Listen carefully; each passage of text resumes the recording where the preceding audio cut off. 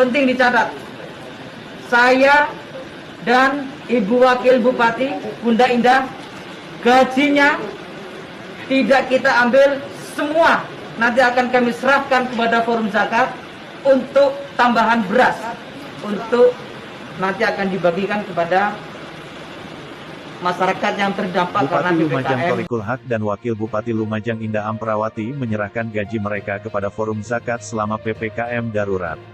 Hal itu disampaikan Cak Thorik, sapaan akrab Thorikul Haq, saat melakukan pemantauan pendistribusian beras yang bertempat di Gor Wira Bakti Lumajang, Jawa Timur, Sabtu, tanggal 17 Juli tahun 2021.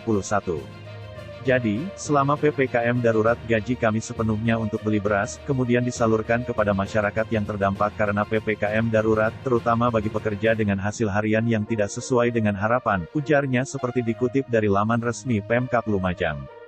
Pemerintah Kabupaten Lumajang bersama 11 lembaga amil zakat telah membuat gerakan Forum Zakat Peduli.